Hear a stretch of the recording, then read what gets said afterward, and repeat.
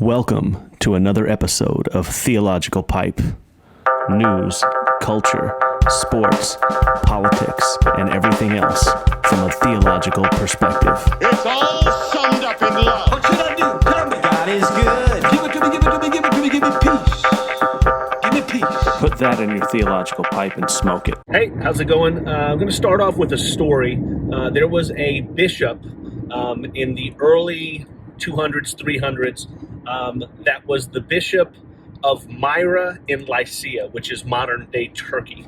And this guy, again, was a bishop. He went around teaching people about Jesus. And in the year 325, Emperor Constantine decided to get a bunch of bishops together in Nicaea to have a council, an ecumenical council, to decide what Christians believe, what the Christian beliefs are. There were a bunch of other bishops and a bunch of people teaching somewhat different things. It was causing some issues, and so Constantine wanted to get the groups together to decide what do Christians believe. The result of that council was the Nicene Creed. We believe in God the Father Almighty, maker of heaven and earth. And you can go read the Nicene Creed. You can Google it, or Bing, or DuckDuckGo, or Yahoo, whatever search engine you use. But they came up with the Nicene Creed. Part of the argument, or part of one of the issues that they debated at that council was who was Jesus. There were a group of people that believed that Jesus was God. There was the Father, the Son, and the Holy Spirit, the Holy Trinity. And so Jesus and God were the same. They were of the same substance. But there was another group that thought that there was first God, and then God created Jesus. So Jesus was a created being of God. And it was led by a guy named Arius. His group of followers were called Arians. And again, they believed that there was first God, and God created Jesus. So Jesus was a created being. So he wasn't necessarily God. And so this is what they debated at this council. And as Arius was up, and I don't know what the layout was, but I always picture Arius and a bunch of bishops, and they're all in their robes, and they're very pious and very, humble, and they're preaching and teaching and all this stuff. So Arius is up, I'm assuming, in front, and he's telling people, I believe that there was God, and then that God created Jesus. And as this is going on, as he's up there debating his stance, this bishop from Turkey, again, modern day Turkey, this bishop is hearing him talk.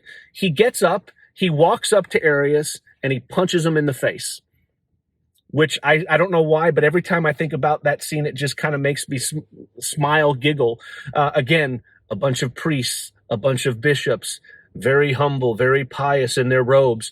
And one is just teaching about his belief in God and Jesus. And this bishop obviously disagreed. So he gets up and he punches him in the face. So he was arrested. They stripped him, the bishops, everyone there, they stripped him of his ceremonial robes. They took his personal copy of the Gospels, and they put him in jail. While in jail, this bishop had a vision, had a visitation from Jesus and Mary. And Jesus asked this bishop, why are you here? Why are you in jail? And the bishop, and again, I'm paraphrasing, you could look this up later, but the bishop says, I'm here because I love you. And Jesus, apparently satisfied with the answer, gave him another copy of the Gospels. He gave him the Bible. And Mary, who was there, gave him some ceremonial robes, back his priestly robes. And the story of this visitation got back to the council, who was still meeting. And they brought this bishop back. They reinstated him, and they actually agreed with him and disagreed with Arius. And Arius was labeled a heretic. He was kicked out of the council. And part of the Nicene Creed is letting people know that God and Jesus are of the same substance. They are one in the same. And so that bishop then went back to Turkey, his town, and he did his thing. He ministered to people. He preached the gospel. And one of the things that he was known for is if people would leave shoes out on their porch, if he walked by, he would put coins. He would put little presents in the shoes for the people, which is somewhat similar to what we do at Christmas when we hang our stockings. That's what a lot of people will say. We got that tradition from this bishop. He would walk around and put coins into people's shoes. We hang stockings so a jolly fat man can come and put presents in our stockings. The cool part about it is that bishop's name is Saint Nicholas. Saint Nick. He's where we get our modern day version of Santa Claus, a guy that goes around giving presents to people who leave their shoes out.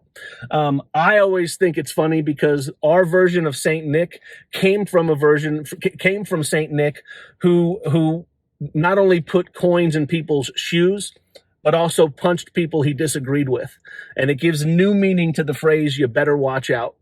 And I think that's a cool story. And I think what's interesting, a lot of the traditions that we have when it comes to Christmas trees or putting stockings out or presents or singing Christmas carols, you name it. I know a lot of people will argue, a lot of critics of Christianity and atheists will say Christians are basically just celebrating pagan festivals, and that's where all their traditions come from.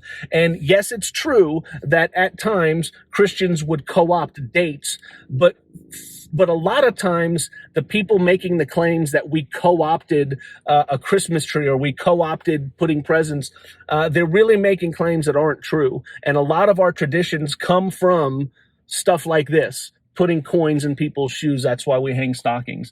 Where do we get the idea that a jolly old fat guy is going to walk around and give people presents? It could have came from Saint Nick, the bishop of Turkey, who puts coins in people's shoes, but also punches out people he disagrees with. And again, every time I sing that part of the song where you better watch out, it gives new meaning to the song. You better watch out, because he not only puts coins in people's shoes, he not only tells people about Jesus, but if you're a heretic, he's going to punch your lights out. So I don't know that that's necessarily a theological pipe moment, but again, I just think it's a funny story about Christmas. As we get closer to Christmas, it's sometimes fun to think about other things other than all the junk that we're going through. So I'll just say, put that in your theological pipe and smoke it. And maybe the theological pipe moment is, don't always listen to people on the other side. If you're a believer, it's real easy to get sucked into whether it's Twitter or Facebook or TikTok or these people on these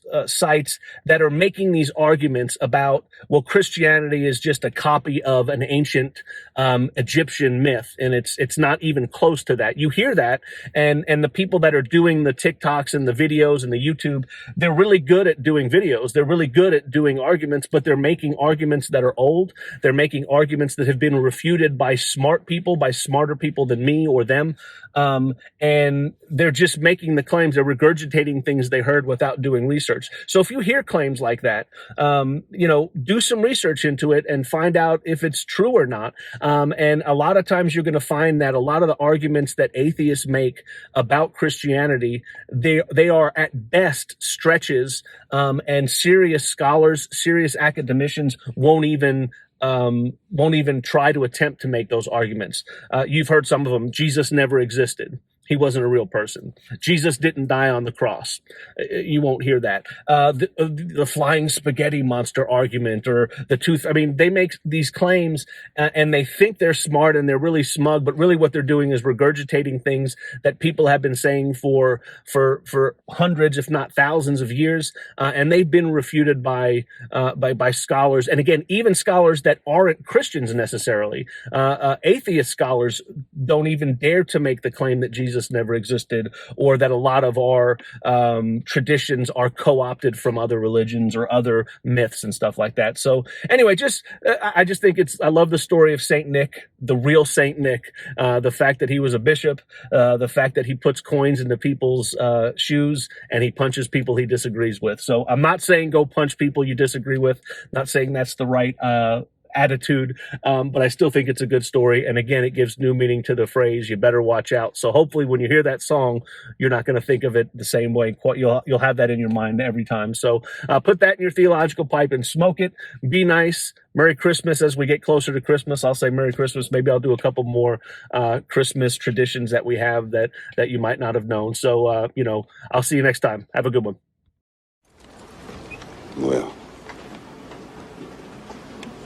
Bye.